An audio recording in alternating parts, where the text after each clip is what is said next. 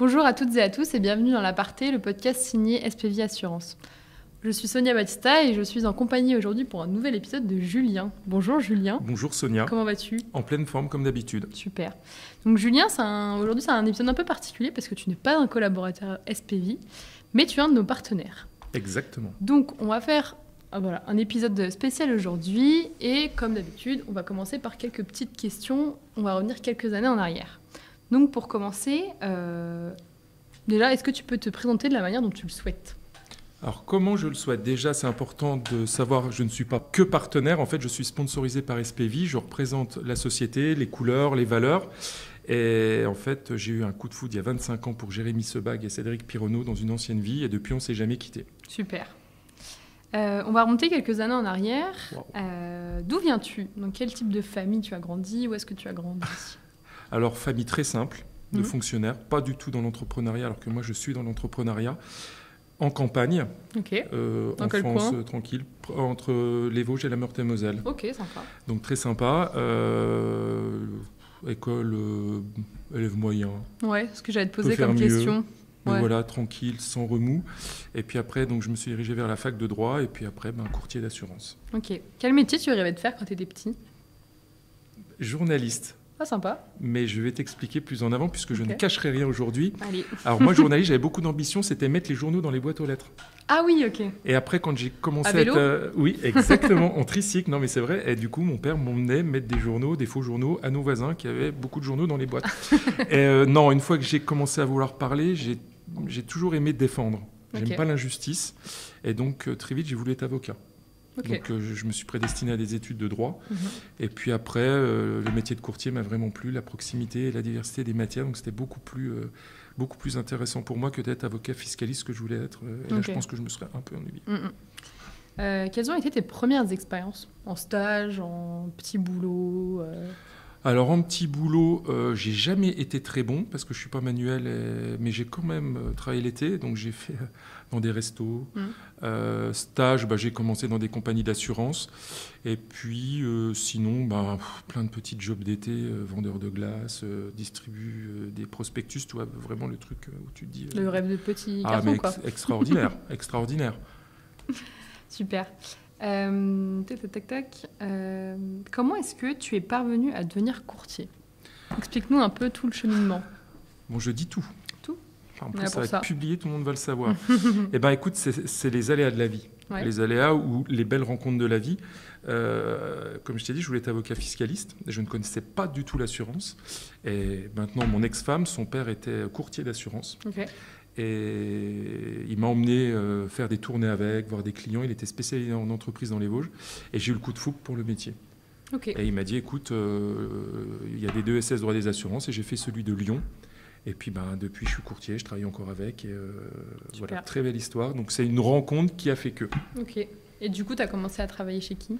Oh là, j'ai commencé chez AXA. Après, j'ai fait Albinja, AGF, Generali, Grâce à Voix, Axiom et ORT Assurance, mon cabinet aujourd'hui. Super. Et pourquoi l'envie d'ouvrir ton cabinet ? Alors, j'ai toujours voulu être entrepreneur. C'est contradictoire avec ce que faisaient mes parents. Mais j'aime bien... Alors, il y a 2 choses dans l'entrepreneuriat. Déjà, j'aime bien être libre. Alors, c'est pas que je suis un anarchiste ou quelqu'un qui n'aime pas l'ordre établi, mais j'aime bien diriger, j'aime bien prendre des risques. Ok. Tu le verras avec le sport après. Et voilà, donc j'aime vraiment bien pouvoir piloter et puis être à la tête de ma destinée, en fait. Ok. Dans les bons comme dans les mauvais moments, parce qu'être entrepreneur, c'est pas toujours facile. Ouais, j'imagine. T'en parlais justement, en faisant quelques recherches, j'ai pu voir que tu avais un amour fou pour les sports extrêmes. Comment est-ce que c'est né ? Alors, c'est né encore de par les rencontres. Alors déjà, je suis près des Vosges, donc le ski, on y allait les week-ends. Et c'est encore né parce que c'est une pièce essentielle dans ma vie. Donc mon ex-beau-père, qui est un amoureux de la montagne. Et quand tu es dans ta belle famille, qui part skier en extrême, tu y vas, tu tombes la première, la deuxième, puis après tu t'y fais, puis ça devient un mode de vie. Ouais. Et donc on a fait ski extrême, alpinisme, ultra-trail, et depuis, j'ai jamais arrêté. Ça fait 25 ans. Et qu'est-ce que tu préfères ? Ah, ce que je préfère... Alors aujourd'hui, c'est plus calme. Avant, j'aimais vraiment bien me mettre des grosses doses d'adrénaline. Bon, ça a coupé un peu parce que j'ai 4 enfants, donc au fur et à mesure des naissances, je faisais moins de pentes. Aujourd'hui, ce que j'aime bien, c'est le ski de rando. Ok. Parce que tu es tranquille, tu es hors piste, sans prendre de risques. Très, très gros efforts intenses, très difficiles, parce que j'aime bien le surpassement. Et voilà, j'ai plus cette course effrénée où il fallait faire de la compétition. Là, je pars le matin à 6h, comme je peux partir à 9h pour m'occuper de mes enfants. Et donc, je prends mes skis de rando. Tu peux en faire n'importe où. Et c'est vraiment super. Et du coup, tu es toujours à côté de la montagne ? Non. Alors, je vis entre Paris et les Vosges, parce que j'ai 2 cabinets. Mais dès que je peux y aller, j'y vais, oui. Ouais, trop bien. Ma seconde patrie, c'est Chamonix, que j'ai fait en long, en large et en travers. Quelles difficultés tu as rencontrées lors de tes entraînements en fait, pour ces défis ? Est-ce qu'il y a des choses qui t'ont marqué ?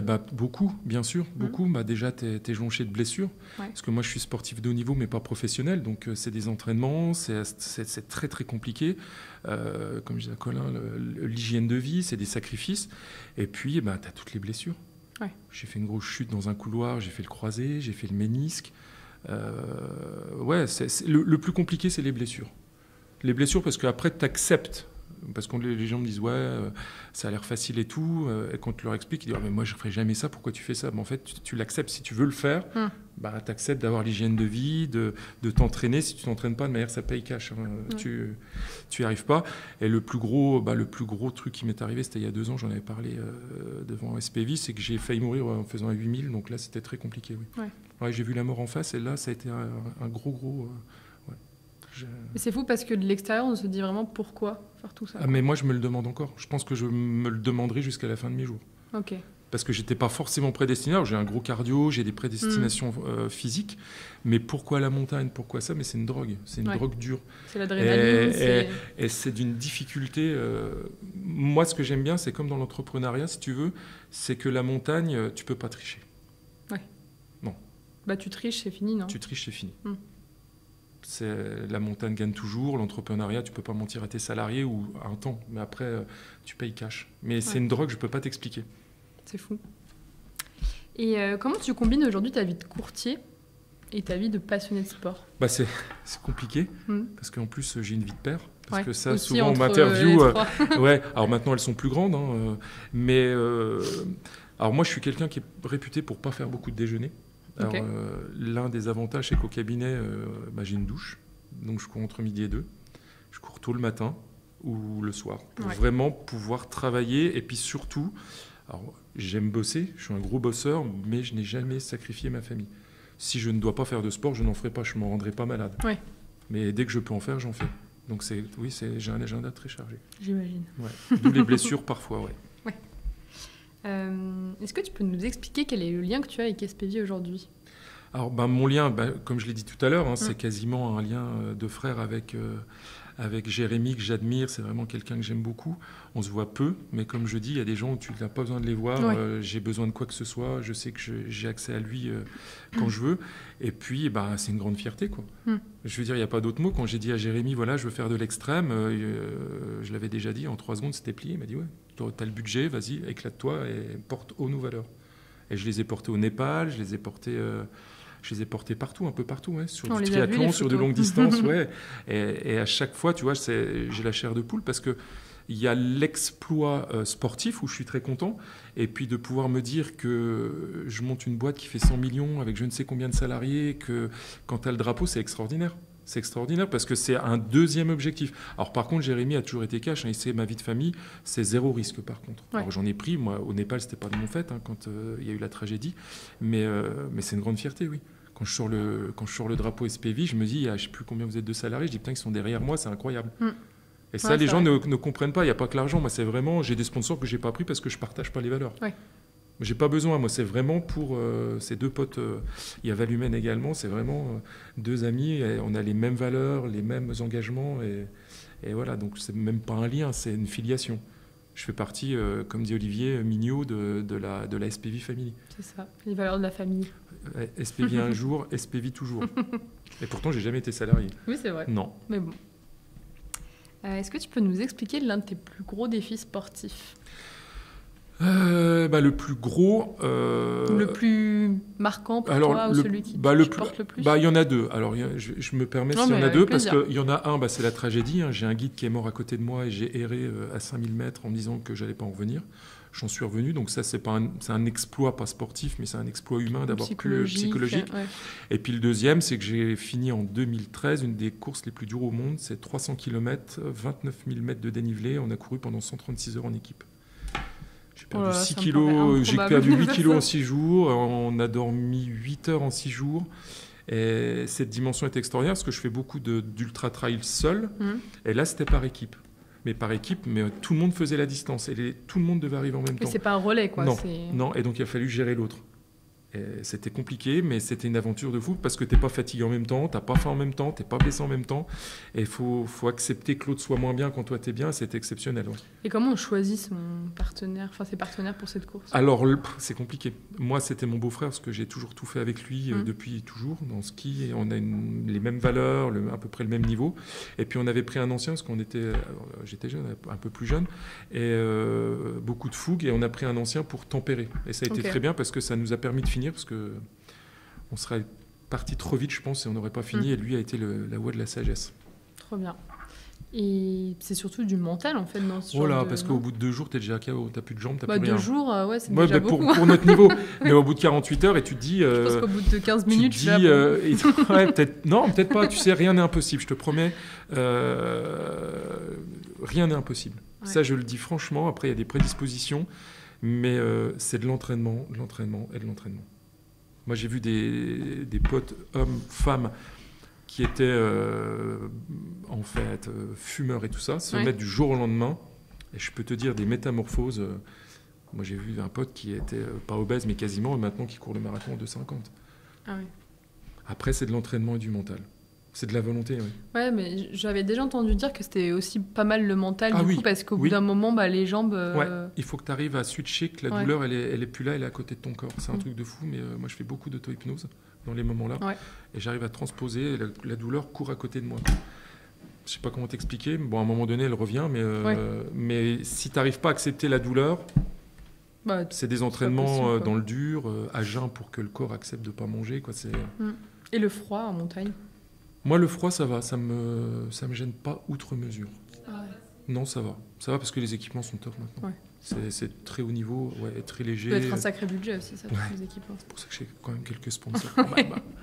C'est vrai qu'on peut se demander à quoi ça sert un sponsor quand on gravit une montagne. Puis tu sais, après, tu as le permis d'ascension, tu as le billet d'avion, tu as les vêtements, guides aussi, les guides, ouais.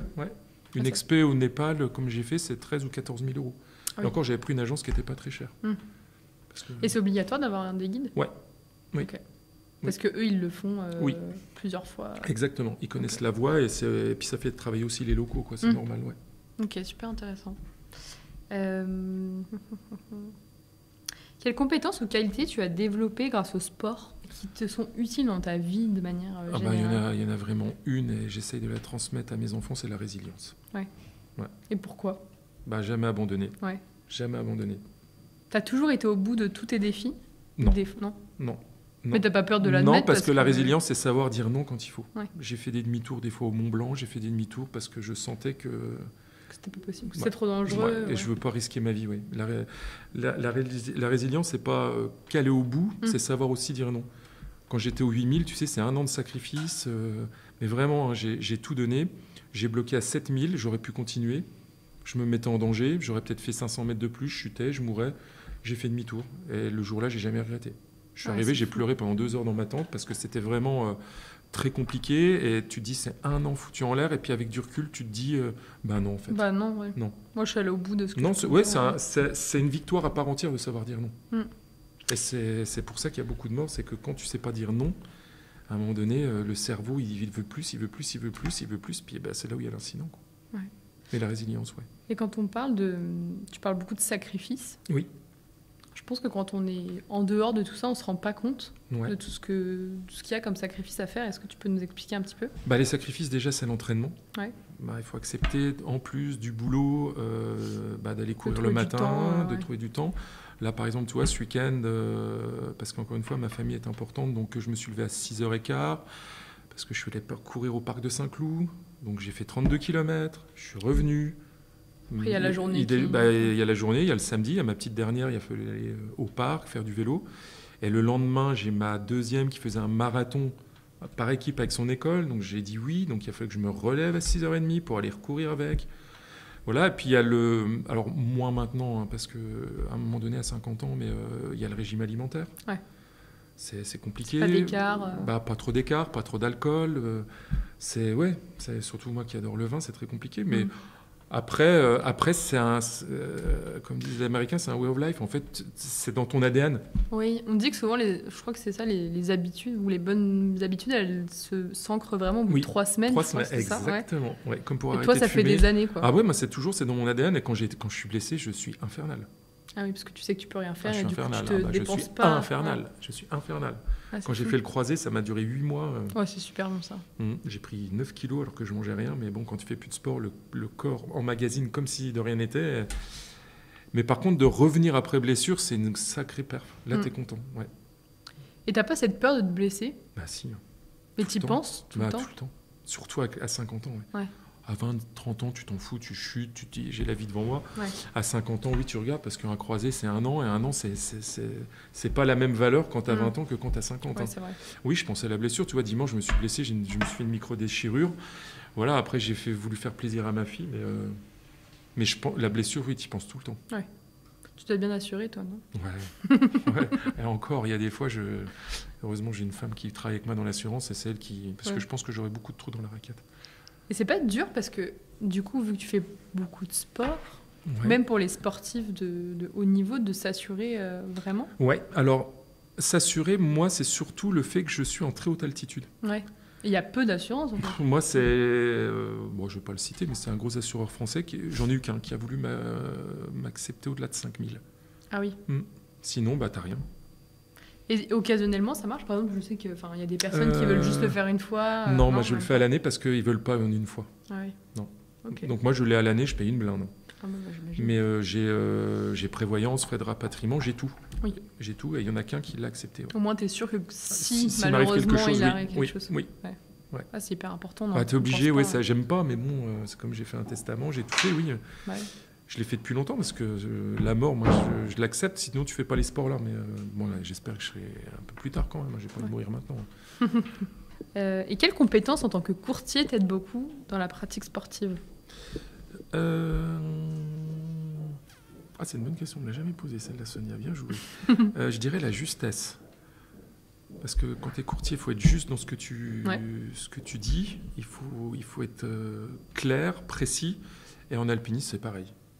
Il faut savoir placer les mousquetons, il faut savoir placer les bons gestes au bon moment. Ouais.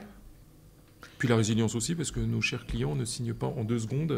C'est sûr. Il y a des fois, il faut les travailler au corps, comme la montagne. Quel conseil tu donnerais à quelqu'un qui souhaite se lancer dans les sports extrêmes, on va dire?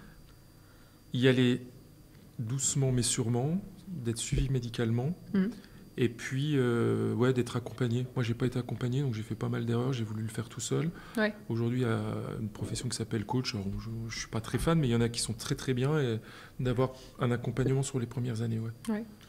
Et est-ce que tu estimes aujourd'hui que tu as un niveau, je sais pas comment formuler ma phrase, mais qui est pour toi suffisant, que tu peux pas aller plus loin, ou tu penses qu'un jour tu pourras encore... Non, c'est super intéressant. C'est super intéressant. Alors, il y a des choses où j'ai atteint mes limites, parce qu'il faut les connaître. En alpinisme, je pourrais guère faire plus. Il n'y a pas au-dessus de 8000, puis j'ai pas envie d'y retourner.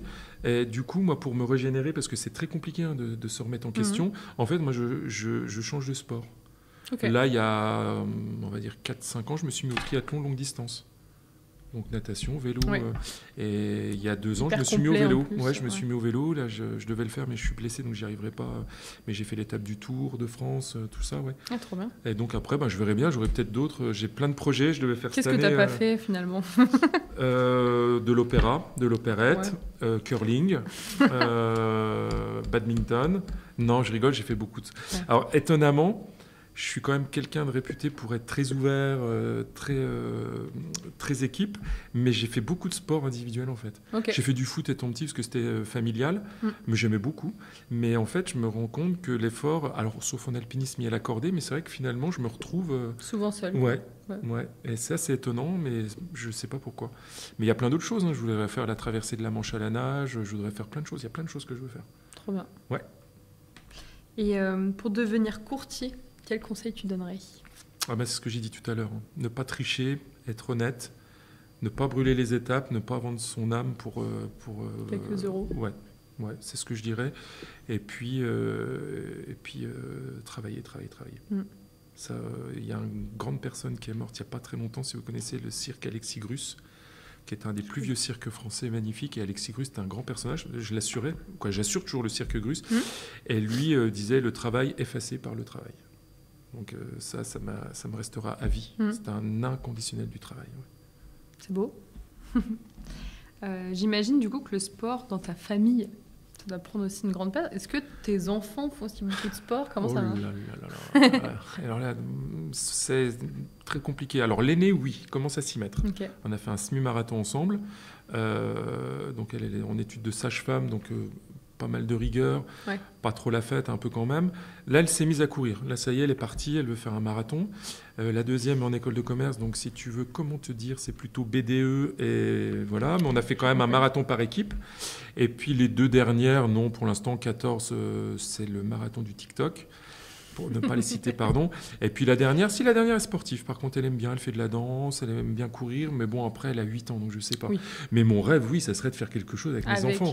Ah oui, j'aimerais bien faire le Mont Blanc, je leur ai dit, je ferai ce que vous voulez. Donc là, la grande s'y est mise, elle commence à bien travailler, elle a gros régime alimentaire pour se fitter, donc je désespère pas de faire un truc. Le semi-marathon avec elle, c'était génial. Trop bien. Ah ouais, j'étais trop content, on a mis 2 heures, on est arrivé main dans la main, on a été photographiés, c'était à Nancy, c'était super. Et que des filles, du coup ? Ouais, 4 filles. Waouh. Ouais. Sport, ça. Les 4 filles du docteur Renaud. Super. Non, c'est pas du sport, ça va, elles sont cool. Ouais. Elles sont cool, ouais. Mais en plus, elles sont sur LinkedIn, donc je vous aime, mes bébés. Quels sont tes objectifs sportifs pour les prochaines années ? Bon, là, on en a un peu parlé, essayer plein de sports. Alors là, en septembre, j'avais un très gros défi et je voulais emmener SPV. Alors, pour l'instant, étant donné que j'ai été blessé pendant 3 mois, je suis en retard. Ça s'appelle la Swiss Peak 360. Okay. Donc, c'est en Suisse. Et le 360, c'est pas 360 degrés, c'est 360 km. 36 000 mètres de dénivelé par équipe de 2. Donc, je suis inscrit. Je suis engagé, mais j'ai dit à mon partenaire, pour l'instant, il m'a dit, écoute, tu fais comme tu le sens. Donc là, je reviens bien en forme. C'est en septembre, c'est ça ? C'est en septembre. Ah oui, c'est bientôt. C'est compliqué quand même. Je vais faire un gros bloc cet été. Et puis, je verrai bien. Et si je ne fais pas ça, en octobre, je me suis inscrit sur un 135 km en Auvergne. Et sinon, j'aimerais bien refaire quand même quelques sommets. Je ne sais pas où. J'aimerais bien aller à Cordillère des Andes. Il y a des très beaux sommets là-bas. Et puis, faire un gros truc en nage. Ouais. La Manche. C'est de la Manche, j'aimerais bien, mais bon, en fait, je devais le faire. J'en avais parlé à Jérémy qui était partant, mais c'est une logistique très compliquée. C'est ce que j'allais dire, parce très qu'il faut compliqué. avoir des autorisations. En plus, c'est tout côté anglais, et je pensais que ça irait beaucoup plus vite. J'étais en contact avec la championne du monde féminine, qui est une Française, une Normande de la traversée. Et quand elle m'a expliqué tout ce qu'il fallait faire, j'ai dit, oh non, j'ai pas le temps, là, je peux pas. Ouais. Mais je désespère pas de faire un truc à la nage, sinon quoi d'autre j'ai plein de trucs, je sais pas.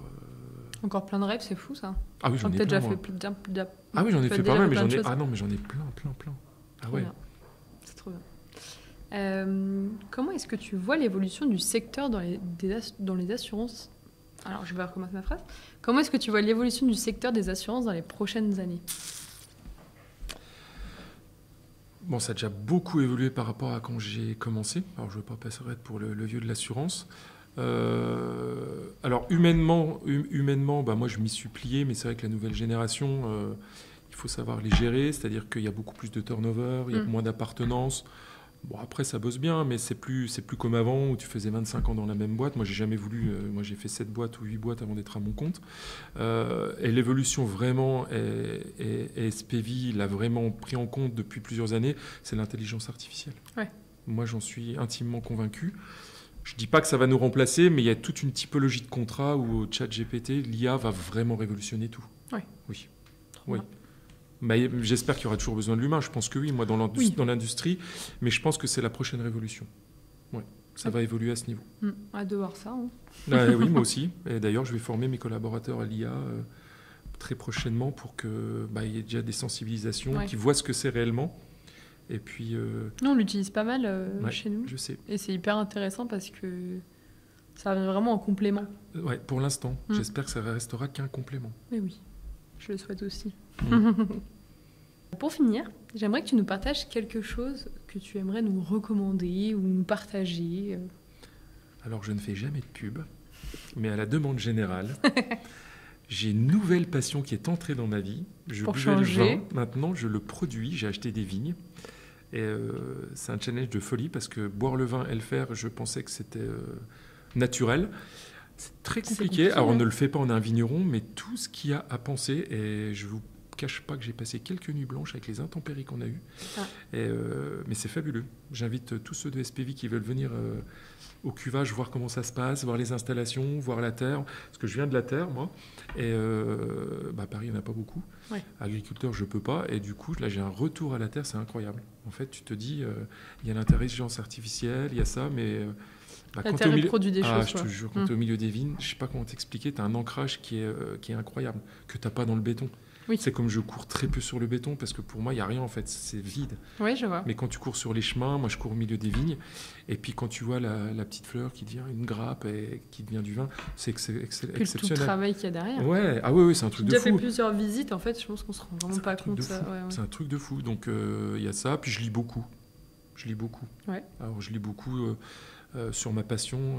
Si je devais donner quelques lectures pour ceux qui veulent s'imprégner de ce que je fais, alors à très haut niveau, il y a les livres qu'écrivent notre grand champion, notre maître à penser, Kylian Jornet, qui est exceptionnel. Il y a Blanchard, qui était un ancien de Koh-Lanta. Il y a Daen, c'est vraiment des gens... tu te dis, ça paraît simple, mais en fait, le boulot qu'il y a derrière, quand tu lis le livre, en fait, tu leur dis, ouais, c'est simple, ils sont nés comme ça, mais personne ne naît comme ça. Tu as des prédispositions, mais les mecs, c'est bosser. Ah, mais c'est un truc de fou. Même moi, je ne pensais pas que c'était aussi gros comme charge. C'est énormissime. C'est énormissime, ouais. Très intéressant. Qu'est-ce qu'on peut te souhaiter pour la suite ? Eh ben, de poursuivre mon partenariat avec la SPV Family. Hein, ça, c'est un truc de fou que je vis au quotidien. Avec vous, c'est génial. Et puis, de porter encore très haut les couleurs. Ouais. Et puis, deux choses. À l'avenir, peut-être faire un truc avec une de mes filles pour SPV. Et puis, pourquoi pas, je lance faire quelque chose avec quelqu'un de SPV. J'ai fait le Mont Blanc avec un collaborateur de Valumène. Ouais. C'était génial. Donc, si quelqu'un... même meilleur que moi, forcément il y a des ultra-trailers, il y a quelqu'un, mais qu'on partage quelque chose, je serais ravi de partager quelque chose avec quelqu'un de chez SPV. Si quelqu'un veut déposer son CV auprès de Julien. Vous me direz. Même un truc simple, après ça peut être... Trop bien, c'est super. Écoute, merci encore Julien pour, merci à toi, Sonia, pour cet échange et pour ta présence, c'était vraiment chouette. Génial. Notre podcast La Partie revient très bientôt avec un prochain épisode. N'hésitez pas à nous suivre sur les réseaux sociaux pour en savoir plus. Merci à toi et à bientôt. Merci mille fois Sonia, puis merci à la SPV Family. Merci.